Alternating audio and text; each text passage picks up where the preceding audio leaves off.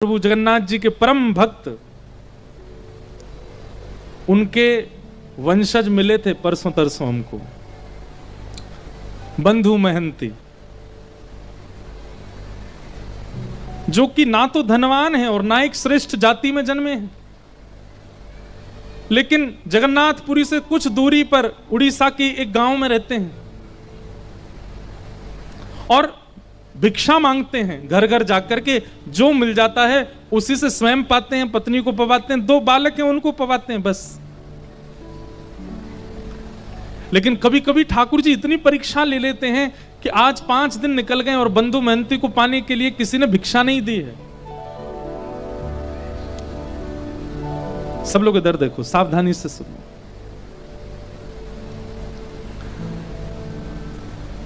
पत्नी व्याकुल है और पता क्या करते हैं, बंधु महंती का नियम है, भिक्षा लेकर के आते हैं घर घर से या बैठ जाते हैं रोड के किनारे, जो दे देता है उसको ला करके पत्नी बच्चे और स्वयं पा लेते हैं और पवाने के पीछे शर्त रखते हैं। क्या?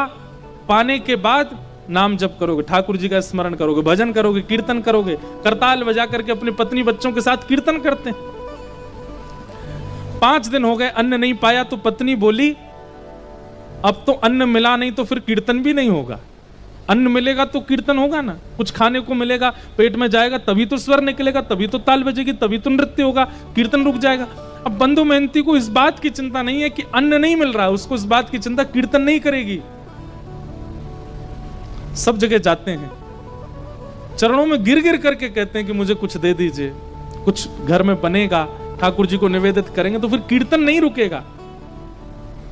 लेकिन आज ठाकुर जी ने ऐसी परीक्षा ली बंधु महंती जी की कि सप्ताह निकल गया और किसी ने कुछ नहीं दिया। बंधु महंती सोचते हैं क्या करूं, कीर्तन नहीं होता है, बच्चे भूखे रोते हैं, पत्नी कहती है कि अन्न मिले तो कीर्तन हो। रात में मन बनाते हैं, पत्नी को उठाते हैं, बोलते हैं सुनो, मैंने तुम्हें आज तक बताया नहीं, मेरे एक मित्र हैं। अच्छा, बहुत धनवान हैं, बड़े सुंदर हैं, खूब सारे जेवर पहन के घूमते हैं और लाखों करोड़ों लोग उनके चरणों में प्रणाम करते हैं। अच्छा, तुम्हारे मित्र हैं? बोले हाँ मेरे मित्र हैं, मुझे अपना सखा मानते हैं। क्या नाम है उनका? बोले मेरा और उनका एक जैसे ही नाम है, मेरा बंधु महंती नाम है, उनका दीन बंधु नाम है, उनका नाम दीन बंधु, हम दोनों मित्र हैं एक दूसरे के। अच्छा, दीन बंधु नाम है, कहाँ रहते हैं वो? देवी, मेरा मन है कि मैं और तुम और बच्चे सब उनके पास चलें, वो हमें भोजन जरूर खिलाएंगे। भोजन का नाम सुनती पत्नी इतनी खुश हो गई जैसे पति आज के डेट में गए डायमंड देने को बोल दे या हीरे जवाहरात देने को बोल दे, खूब सारी ज्वेलरी। पत्नी भोजन देंगे? बोले भोजन, दाल देंगे, भात देंगे और साथ में छेना पोड़ा देंगे, आदि आदि सब देंगे। ये सब सुनकर के हम चले उनके पास, चलो बच्चे सो रहे हैं, मैं गोद में उठा लेती हूँ, चलते। देवी चल तो देंगे लेकिन थोड़ा समय लगेगा। कोई बात नहीं, सुबह तक तो पहुंच जाए। सुबह तक नहीं देवी, 5 दिन का समय लगेगा। पत्नी बोली 5 दिन? कहाँ रहते हैं? बोले एक नीलाचल धाम है जगन्नाथपुरी, वहां रहते हैं, मेरे दीन बंधु वहां रहते हैं।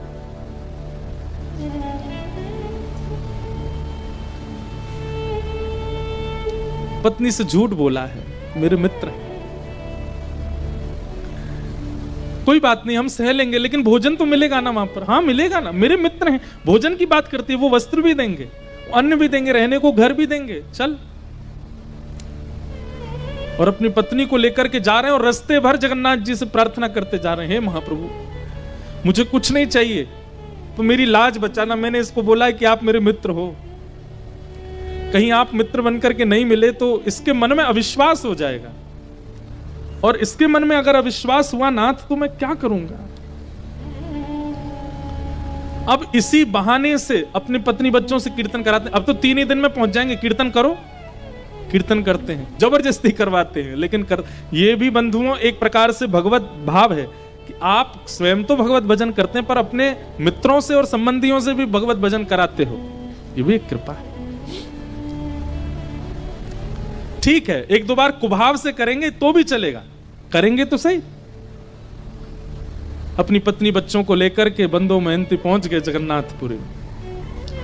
5 दिन हो गए, चलते चलते कुछ खाया पिया, पिछले 7 दिन से नहीं खाया, 5 दिनों, बच्चे भूखे प्यासे तड़प रहे हैं, तो कहीं से नरम पत्ते तोड़ के ले आते हैं, कुछ ऐसे सामान मिल जाता है तो बच्चों को खिला देते हैं। जैसे ही जगन्नाथपुरी पहुंचे, दूर से ही नील चक्र दिखाई दिया, ध्वजा लहरा रही है महाप्रभु जगन्नाथ जी की। देख करके अपनी पत्नी पूछे, देखो वो जो ध्वजा दिख रही है ना, बोले हाँ, उसी के नीचे ही मेरे मित्र बैठते हैं, वो उनके घर की ध्वजा है। बस हम तो, बच्चे तो नाचने लगे, कूदने लगे, पत्नी भी आनंदित हो गई। लेकिन महाप्रभु जगन्नाथ जी का आज तक केवल कथाओं में श्रवण किया था, पहली बार। लेकिन महाप्रभु जगन्नाथ जी का आज तक केवल कथाओं में श्रवण किया था, पहली बार देखने जा रहे हैं बंधु मेहनती। ध्वजा देख करके ही मूर्छित हो गए। पत्नी ने बड़ी मुश्किल से होश में लाए। अब तो ज्यों ज्यों मंदिर पास आ रहा है, त्यों त्यों नृत्य कर रहे हैं, और बार बार नृत्य करते करते घबरा जाते हैं, और घबरा कर कहते हैं, महाप्रभु जी आप याद है ना, मैंने मित्र बताया है आपको, किसी और को नहीं दिखाना है, मुझे कोई प्रचार नहीं करवाना कि आप, मेरी पत्नी को बस दिख जाना कि आप मेरे मित्र हो, और दिखना भी नहीं, मैं उसको बोल दूंगा आप बहुत व्यस्त रहे, तो बस भोजन प्रसाद पवा देना, इतना करवा देना, बस और कुछ नहीं चाहिए। महाप्रभु जी के मंदिर पहुंचे, जाने कितनी बार ठाकुर जी की स्मृति में बेहोश हो गए। जगन्नाथ जी के मंदिर में प्रवेश किया, महाप्रभु जी के सामने जैसे ही पहुंचे, आहा, जगन्नाथ स्वामी नयन पथगामी भव तुम्हें। महाप्रभु जी के जब विशाल नेत्रों का दर्शन और ये आजानुलंबित भुजाओं का दर्शन किया, बंधु मेहनती नाचने लगे, दौड़ने लगे भीतर की ओर, मानो जैसे महाप्रभु जी बुला रहे हो। देख, मैंने कही थी ना मेरे मित्र हैं, मुझे देखती देख भुजा खड़ी कर ली इन्होंने, कह रहे आजा गले मिल ले। हाँ भुजा तो जाओ मिल लो, अभी नहीं ना, अभी वस्त्र नहीं धुले मेरे, अच्छे स्वस्थ वस्त्र पहनूंगा, ना धो के तैयार, तब जाऊंगा भीतर। एक लाज तो बचा ली ठाकुर जी, अब दूसरी कुछ प्रसाद पवा देना। ऐसे बंधु मेहनती रात भर बैठे रहे मंदिर के द्वार पर, किसी ने भोजन नहीं पूछा। पत्नी बोली, आप तो कह रहे थे कि आपके मित्र भोजन पवाएंगे, दाल भात और जाने क्या क्या आप हमको प्रलोभन दे रहे थे। अरे तू देखा नहीं कितनी भीड़ थी अंदर, कितने लोग बैठे थे वहां पर, अभी सबसे मिल रहे हैं, वो सुबह तक हो जाएंगे, कराएंगे ना हमको। वहीं बैठ करके चिंतन करते जा रहे हैं महाप्रभु जी, कीर्तन करो कीर्तन करो, तुम पे तो घूम फिर के कीर्तन आता है, अब तो हम कीर्तन तभी करेंगे जब महाप्रसाद मिलेगा। अर्धरात्रि का समय, सब चले गए, और बंधु मेहनती केवल हाथ जोड़ करके रुदन करते हुए ठाकुर जी से प्रार्थना कर रहे, नाथ लाज बचाओ। और तभी महाप्रभु जगन्नाथ जी एक ब्राह्मण का रूप धारण करके आए, अपनी सुंदर थाल में महाप्रसाद, स्वयं गए रसोई में ठाकुर जी, और जो महाप्रसाद रखा था जगह जगह से हंडियां उतार करके अपने हाथों से ही महाप्रसाद धर रहे हैं, अपने हाथ से ही दाल ला रहे हैं, और फिर ढूंढ रहे हैं कौन कौन सी सामग्री कहाँ धरी है। सब जगह से, जैसे कोई थाल, माता थाल लगाती है बालक के लिए, उसको ये अच्छा लगता है ये भी पवा देते हैं, ये अच्छा लगता है ये भी तो महाप्रभु जी देख रहे हैं मेरे को भोग में क्या क्या अच्छा लगता है, वो सब सामग्री ढूंढ ढूंढ के निकाल रहे हैं। कटहल की सब्जी धरो, महाप्रसाद धरो, खिचड़ी धरो, इसमें दाल धरो, ये धरो, सब पूरा थाल अपने हाथों से सजा रहे हैं। सुभद्रा जी बलभद्र जी देख करके कितने प्रसन्न हो रहे हैं, वाह आज महाप्रभु, पूरी दुनिया इनकी थाल लगाती है लेकिन आज खुद थाल लगा के लेके जा रहे हैं। ठाकुर जी को अपनी थाली लगानी नहीं आती, उनको क्या चुपचाप से बैठे रहते हैं, लाडले लाल हैं, दूसरे लगा लगा के देते हैं, पर आज बंधु मेहनती की थाल खुद लगा रहे हैं। और थाल के ऊपर वस्त्र रख करके अपने कंधा पर, विशाल थाल है, कंधा पर रख करके ठाकुर जी बाहर आए, और बाहर आकर, अरे कोई बंधु मेहनती नाम का आया है क्या? बंधु मेहनती तो नाम सुनकर के, मेरा नाम किसको पता भाई? मन में सोचा, पत्नी तो सो गई, मन में सोचा कोई और होगा बंधु मेहनती मेरे जैसा, लेकिन देखा कोई और है भी नहीं, अकेला मैं ही बैठा हूं। ठाकुर जी बड़ी अपनी भौं चढ़ा करके, और जैसे कोई बिना भाव दिए बात करता ना, ऐसी बात कर रहे हैं, ए भाई कौन हो तुम, कहां से आ गए हो, ये फटे पुराने लत्ते पहन, यहां बाहर निकलो, यहां से चले जाएंगे भगवान, पर हम ही बंधु मेहनती हैं। तुम बंधु मेहनती हो? बोले हाँ। अच्छा, अपना और परिचय बताओ। बोले और तो क्या परिचय है? परिचय यही है कि मेरे पास ना तो घर है, ना व्यापार है, ना संपत्ति है, ना धन है, कुछ भी नहीं है, ठाकुर जी को अपना मित्र मानता हूं बस। अरे यही परिचय तो पूछ रहे थे। महाप्रभु जगन्नाथ जी आए थे स्वप्न में, और स्वयं भगवान ही कह रहे हैं, बोले प्रभु महाप्रभु जगन्नाथ जी आए थे स्वप्न में। स्वप्न में आके बोले मेरा मित्र बंधु मेहनती। बोले 1 मिनट रुक जाएंगे? बोले क्यों? पत्नी को उठा दूं, उसके सामने बोल दो ये बात कि मेरे को मित्र कहा महाप्रभु जी ने। अपनी पत्नी को उठा रहे हैं, पत्नी को उठाया, पत्नी बोली क्या हुआ? बोले देख महाप्रसाद लेके खड़े। एक बार दोबारा बोलेंगे ठाकुर जी ने स्वप्न में क्या कहा? बोले ठाकुर जी स्वप्न में आके बोले हमारा मित्र बंधु मेहनती बैठा है बाहर, उसको महाप्रसाद देख के आओ। सुन करके अब महाप्रसाद देख करके तो बच्चे पत्नी खुश हुए, लेकिन बंधु मेहनती तो ये शब्द सुनकर के ही प्रसन्न हो गया कि ठाकुर जी ने मित्र मान लिया। वहीं रोने लगा, ब्राह्मण के चरण पकड़ लिए, बोले सुनिए मेरी तो योग्यता नहीं मैं उनको जाकर के प्रणाम करूं, आपने मेरी लाज बचा ली, पत्नी मेरी तरफ से दंडवत कर देना, एक बार हृदय से लगा लेना। बोले कि समय मिलेगा जगन्नाथ जी खुद ही बुला लेंगे तुमको भीतर, महाप्रसाद पाओ। और सुनो ये थाल बहुत महंगा थाल है, इसको व्यवस्थित ऊपर पहुंचवा देना मंदिर में। जी जी हम पहुंचवा देंगे। अब महाप्रसाद आया, बच्चों ने पेट भर के पाया, पत्नी ने पाया, बंधु मेहनती ने पाया। बंधु मेहनती को भूख थोड़ी थी, वो तो भूख मर गई ठाकुर जी की बात सुन करके। रात में बर्तन धो करके विशाल थाल, उसमें रत्न जड़े थे, इतना महंगा थाल। अब वो तो पूरे घूम आए मंदिर के आसपास, कोई मिला नहीं। बोले थाल किसको दूं मैं? ठाकुर जी की लीला, ना द्वार पर कोई है, ना कहीं कोई स्थान है रखने का। और मन में सोच रहे मैं कहीं भी रख के चला जाऊं तो कोई ले गया तो अपने पास छुपा करके थाल को धर लिया। सुबह होगी, द्वार खुलेंगे तो भीतर दे दूंगा पुजारी जी को। प्रातः काल होते ही महाराज मंदिर में हड़कंप मच गया। ठाकुर जी का थाल चोरी हो गया, ठाकुर जी का थाल चोरी हो गया। रसोई घर से दूसरी आवाज आने लगी। बोले क्यों? हंडियां फूटी पड़ी हैं, चावल बिखरे पड़े हैं, पता नहीं कौन भीतर घुसा था, सारी सामग्रियां फैला दी हैं।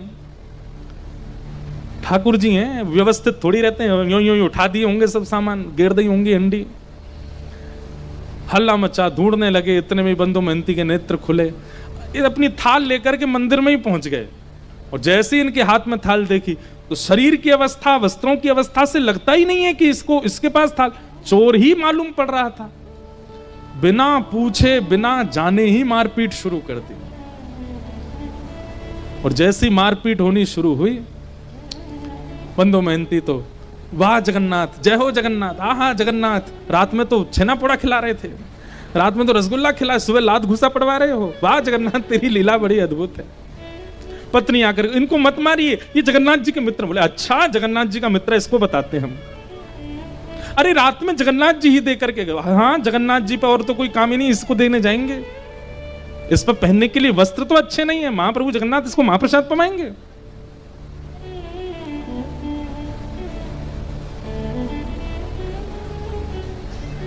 इतना मारा कि बंधु मेहनती बेहोश तो नहीं हुए, पर ठाकुर जी के ध्यान में चले गए। बोले नाथ आपकी लीला, श्रीमद् भागवत में गोपियां कहती हैं, मैवम विभोर हति भवान गदितम नृशंसम संत्यज्य सर्व विषयाम तव पाद मूलम। हे ठाकुर जी, सब चीज छोड़ करके भक्त आपकी शरण में आता है, लेकिन आप परीक्षा लेने से बाज नहीं आते, आप बहुत परीक्षा लेते हो। बंधु मेहनती चिंतन कर रहा, वाह नाथ आप चाहो तो सब कुछ देते हैं, और आप चाहो तो मारते पीटते भी। ठाकुर जी तुरंत दैतापति राजा के स्वप्न में गए और कहे, बोले मेरा परम सखा बंधु मेहनती, यार तुम्हारे लोग उसको मार रहे हैं, अभी जाओ जाकर के उन लोगों को रोको और उन सबको बताओ। उनका दिमाग नहीं चलता, खुद वो स्वयं नहीं विचार कर सकते। जब मंदिर का ताला नहीं टूटा है, मंदिर के अंदर के सांकर तक नहीं खुली है, तो फिर भीतर से थाल बाहर कैसे चला गया? अरे मानव को ताला तोड़ना पड़ेगा, सांकर खोलनी पड़ेगी, तभी वो किसी सामग्री को चुरा सकता है। पर मेरे लिए कोई द्वार नहीं होता, कोई ताला नहीं, मैं जहां चाहूं जा सकता हूं। बता दो, थाल वो नहीं लेके आया, मैं दे के आया, मेरा मित्र बंधु मेहनती आया। राजा ने आकर के सबको रोका। बोले क्यों मार रहे हो? इन्होंने बोले थाल चुराया, ताला खुला हुआ मिला था क्या? बोले नहीं। बोले रसोई घर में सब सामग्री फैली थी। बोले रसोई के ताले खुले हुए? तो बोले नहीं। बोले भाई जब ताले ही टूटे नहीं तो फिर ये सामग्री बाहर कैसे आई? विचार किया तुमने? बोले स्वयं जगन्नाथ जी देख करके गए, जगन्नाथ जी की आज्ञा बता करके क्षमा मांगी, और महाप्रभु जगन्नाथ जी ने आज्ञा कर दी। बोले आज से हमारे मंदिर में सब जो भी कुछ धन राशि आती है, जो भी, वो सब सेवा बंधु मेहनती को प्रदान करो, इनको हमारे मंदिर की सेवा दे दो। आज तक महाप्रभु जगन्नाथ जी के मंदिर की सेवा उन्हीं के वंशज करते आ रहे हैं। परसों तरसों हमें मिले थे, कोई उनके वंश के ही आए थे भुवनेश्वर से, मिल के गए। कैसे कृपालु है नाथ। परीक्षाएं तो बहुत लेते हैं, लेकिन अपने उत्कंठा को डगमगाने मत देना। बस जीवन में पड़ाव बहुत आएंगे, भक्ति मार्ग में रुकावटें बहुत आएंगी, विचलनता बहुत ज्यादा आवेगी, लोगों के द्वारा बहुत कुछ सुनना पड़ेगा, पर आप अपनी मिलन की जो वो भावना है उसको खत्म मत होने दो, वो यथावत रहने दीजिएगा। ध्रुव जी महाराज को 5 महीने में ठाकुर जी मिल गए और ठाकुर जी ने मिलकर के ध्रुव जी की स्तुति श्रवण करी। ध्रुव जी महाराज ने भगवान की पावन स्तुति गा करके चरणों में प्रणाम करके कहा, भगवान भक्ति मुहु प्रवहताम त्वयि में प्रसंगो भूयादनंत महताम अमलाशयानाम ये नांजसोल्वणमुरु व्यसनम भवाब्धिम निश्चय भवत गुण कथामृतपान मत्त। हे नाथ, मुझे आपकी कथा का व्यसन हो जाए, कृपा करके ऐसा अनुग्रह कर दो। भगवान ने ध्रुव के ऊपर कृपा की। 36,000 वर्ष तक ध्रुव जी ने पृथ्वी पर राज्य किया। तत्पश्चात ध्रुव जी महाराज श्री भगवत धाम को प्रस्थान किए और भगवान ने उनको एक नवीन लोक बना करके दिया जिसका नाम ही है ध्रुव लोक। वहीं पर श्री ध्रुव जी महाराज नित्य बैठ करके भगवान का आराधन और दर्शन करते हैं। बोलो भक्तवत्सल भगवान की जय। ध्रुव जी के वंश में राजा अंग, इनके बेटा बैन, बैन के ही यहाँ भगवान पृथु हुए और पृथु महाराज ने 10,000 कान मांगने का वरदान मांगा। ऐसे सब क्रम सुनाए गए। तत्पश्चात ऋषभदेव महाराज जी का चरित्र सुनाया, जिनके वंश में श्री भरत जी हुए, जो कि अपने तृतीय जन्म में भरत जी महाराज दूसरे जन्म में हिरण बने, तीसरे जन्म में जड़ भरत बन करके आए और रहुगण राजा को इन्होंने ज्ञान उपदेश किया। अद्भुत कथा यहाँ पर सुनाई गई। भूगोल खगोल का वर्णन किया, नरकों का वर्णन किया गया। सब कथाओं को हम प्रणाम मात्र करते और वृत्रासुर की कथा सुनाई गई, जहां पर 4 श्लोक वृत्रासुर ने भक्ति प्रधानता के गाए हैं। भक्ति पथिकों को ये 4 श्लोक याद होने चाहिए। कौन कौन से? श्री अनेक बार हमने इनका विस्तार किया है। अब क्या लगातार हमारी कथा चलती तो हम कहीं कोई प्रसंग विस्तार करते हैं, कहीं कोई करते हैं। तो यहाँ पर अब कृष्ण जन्मोत्सव करना है तो उसके लिए अब चल रहे हैं। वृत्रासुर ने 4 स्तुतियां श्लोक गाई हैं, उनकी बड़ी प्रधानता है। अहम हरे तब पादई कमूल दासानुदासो भवतास्म भूय मनस्मरेता सुपतेर्गुणांस्ते गृणीतवाक्कर्म करोतु काय न नाकपृष्ठं न च पारमेष्ठं न सार्वभौमं न रसाधिपत्यं न योगसिद्धिरपुनर्भवं वा समञ्जसत्वा विरहैकाङ्क्षे अजात पक्ष इव मातरम खगा स्तन्यम यथा वत्सतरात् सुधार्था प्रियं प्रियैव विषितं विषन्नाः मनोरविन्दाक्ष ददीक्षते त्वा ममत्तमश्लोक जनेषु सख्यं संसार चक्रे भ्रमतस्य कर्मभिः त्वन्मायया आत्मजादरागहे स्वासक्त चित्तस्य न नाथ भूया। इस प्रकार श्री वृत्रासुर ने भगवान की स्तुति गाई। प्रहलाद जी का पावन चरित्र सुनाया गया। हिरण्यकश्यप नाम के राक्षस के यहाँ पर भक्त प्रहलाद का प्रादुर्भाव हुआ। भगवान को जब कृपा करनी होती है तो विपरीत परिवार में भी भक्तों को जन्म दे देते हैं। लेकिन आजकल के कलयुगी जीव भक्त बालकों को पाकर के मन में विचार करते हैं कि भैया संसार में कैसे रहेगा। लेकिन आप लोग यही मानिएगा कि आपके पूरे खानदान में कोई भक्त नहीं है और एक भक्त बालक हो जाए तो महाप्रभु जगन्नाथ जी ने पूरे कुल को चुना है उद्धार करने के लिए। उसका सम्मान कीजिए, उसकी स्थिति को समझिए। आज भी कोई सुबह मिलने आए थे, उनमें भी एक छोटी सी लाली बेचारी, उसके लिए भी उनकी माता जी बोल रही थी कि इनके परिवार में कोई और इनकी भावना को समझता नहीं। बंधुओं, एक भक्त यदि कुल में उत्पन्न होता है तो ठाकुर जी की कृपा से होता है। आपने कोई प्रयास नहीं किया। कई जगह ऐसा होता है दादा दादी भक्ति कराते हैं, माता पिता भक्ति कराते हैं, तब बालकों में भक्ति जागृत होती है। पर कई जगह ऐसा होता है किसी में भक्ति नहीं है, लेकिन वो बालक बचपन से ही वैष्णव भक्त हो जाता है, अपने आप उसकी रुचि कथाओं में बढ़ने लग जाती है। इसका मतलब है ठाकुर जी ने चुना है। ठाकुर जी चाहते हैं कि आप भक्ति भाव में आओ। आजकल बहुत सारे बालक ऐसे मिलते हैं जो सब काम करते थे, लेकिन अचानक से कोई रील ऐसी देख ली, कोई वीडियो ऐसी उनके सामने आ गई, उसको देख लिया, महाभागवत प्रसंग सुन लिए, बस वो प्रसंग सुनते ही उनके चित्त में परिवर्तन आने लगा। जिनका मैं बात बता, बंधु महंती के जो परिवार के परसों हमें मिले, वो भी बता रहे थे, बोल महाराज जी हम सब कुछ चलता था जीवन में, परिवार में, लेकिन 2 वर्ष पहले कोई ऐसी क्लिप देख ली, ऐसा भाव सुन लिया कि बस तब से सब छोड़ दिया। वचनों में बहुत ताकत है। मुझे ऐसा लगता है कलयुग में परमात्मा कहां है? वाणी में है। वाणी में परमात्मा विराजमान है। ये वाणी चाहे तो व्यक्ति को साधक बना दे, और यही वाणी चाहे तो व्यक्ति को महाकुकर्मी बना दे। वाणी चाहे तो व्यक्ति को जीवन उद्धार करने के मार्ग पर पहुंचा दे, और वाणी चाहे तो आत्महत्या करने पर मजबूर कर दे। वाणी ही श्री कृष्ण है। आज पूरी सृष्टि का संचार वाणी से हो रहा है, और उस वाणी में अगर नाम विराजमान हो जाए तो उस वाणी से कितनों का अध्यार हो जाएगा। तो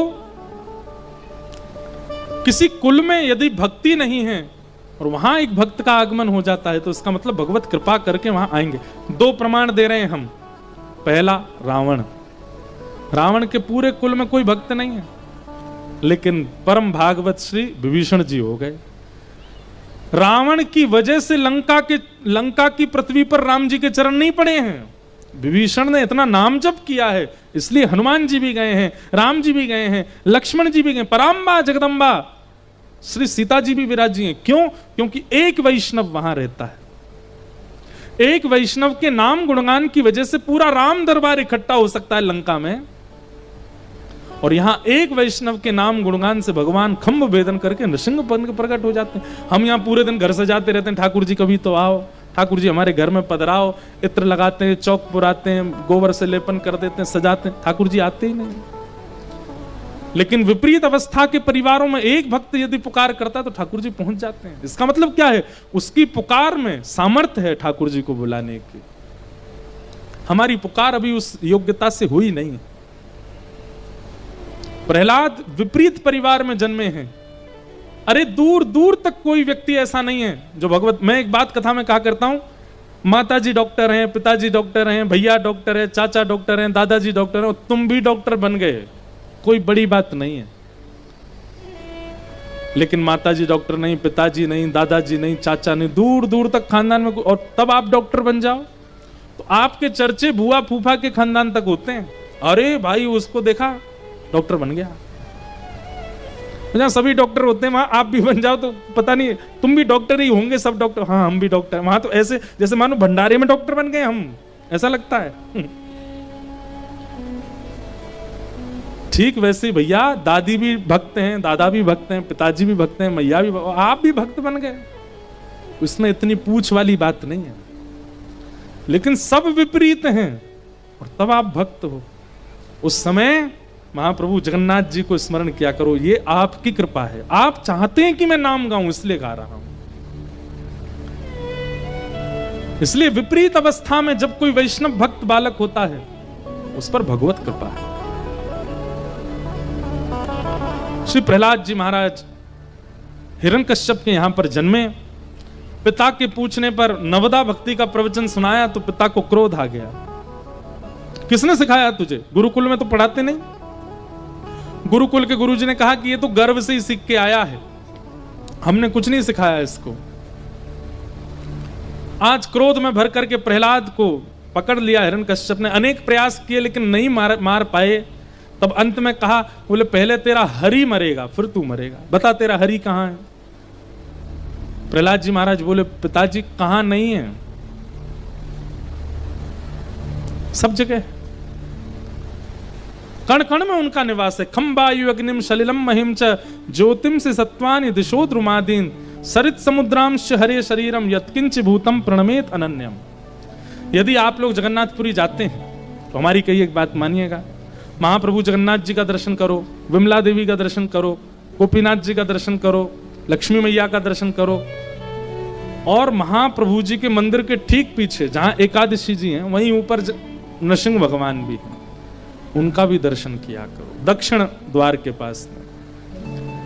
जगन्नाथ जी के दर्शन का इतना प्रभाव है।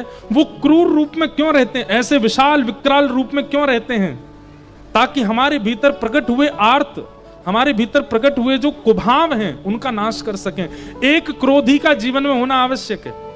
क्षमा कीजिएगा, जिस व्यक्ति के ऊपर कोई शासन करने वाला नहीं होता ना, स्वच्छंद होता है, वो बहुत जल्दी बिगड़ जाता है। लेकिन जिस व्यक्ति के ऊपर एक शासन करने वाला होता है, एक व्यक्ति ऐसा है जो उसको रोकेगा भी, टोकेगा भी, डांटेगा भी, उसके भय के कारण कई बुरे कामों से वो बच जाता है। परिवार में अगर एक व्यक्ति भी बड़ा डांटने वाला नहीं है तो बच्चों की बिगड़ने की संभावना बहुत ज्यादा है। सब लाड़ करते हैं, सब प्यार करते हैं, तो ऐसे घर के बच्चे ज्यादा बिगड़ैल होते हैं।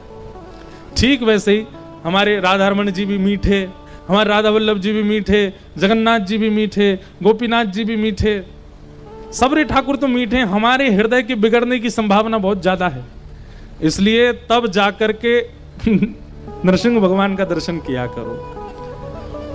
इनको देख करके तो हमारा मन सोच लेता है, ठाकुर जी एक बार पी लूं थोड़ी सी, आप तो परमात्मा हैं, आप तो बड़े प्यारे ठाकुर, मुझे क्षमा कर देंगे। एक बार थोड़ा सा कुछ खा लूं, एक बार मित्रों के साथ ऐसा कर लूं, क्या एक ही बार तो कर रहा हूं।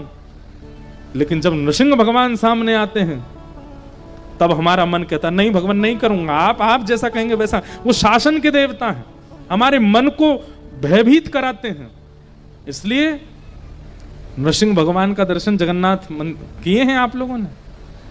दक्षिण द्वार जैसे बिल्कुल मंदिर में जगन्नाथ जी जहां उसके बिल्कुल पीछे ऊपर सीढ़ी चढ़ के जाओ तो वहां नृसिंह भगवान विराज रहे हैं, उनका दर्शन किया करो। उनका दर्शन मन की एकाग्रता के लिए और मन के कुभाव की तरफ ना भागने के लिए बहुत आवश्यक है। इसलिए जब भी मन में कुभाव उत्पन्न होता है उस समय नृसिंह भगवान का स्तवन करना चाहिए। हे नृसिंह भगवान, मेरे मन को देख लीजिए नाथ, ये मुझे ले जा रहा है उस मार्ग की ओर। नृसिंह भगवान देख लेंगे फिर मन को। आज हिरण्यकश्यप ने कहा कहां है तेरा परमात्मा? बोले सब जगह है, इस खंबे में। बोले हाँ। जैसे ही मुष्टिक प्रहार किया, खंभ भेदन करके भगवान नृसिंह प्रकट हो गए। सत्यम विधातुम निज भृत्य भाषितम व्याप्तिम च भूते स्वखिलेषु चात्मनः अदृश्यतात्यद्भुत रूपमद्वहं स्तंभे सभायान मृगम न मानुषम। भगवान नृसिंह प्रकट हुए, हिरण्यकश्यप के साथ युद्ध करते हुए उसका वध कर दिया। प्रहलाद जी महाराज की स्तुति सुनकर के भगवान बड़े प्रसन्न हुए और प्रहलाद जी को हृदय से लगा करके भक्ति आशीष दे करके भगवान प्रस्थान कर गए। बोलो भक्त वत्सल भगवान की जय।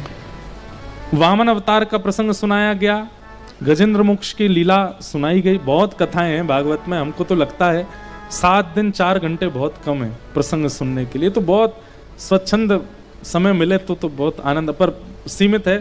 इसलिए जितना श्रवण में आ जाता है उतना आनंददायी है। सूर्यवंश के राजाओं की कथा सुनाई गई। उन्हीं सूर्यवंश में भगवान श्री राम का प्रादुर्भाव हुआ। बोलो राजा रामचंद्र भगवान की।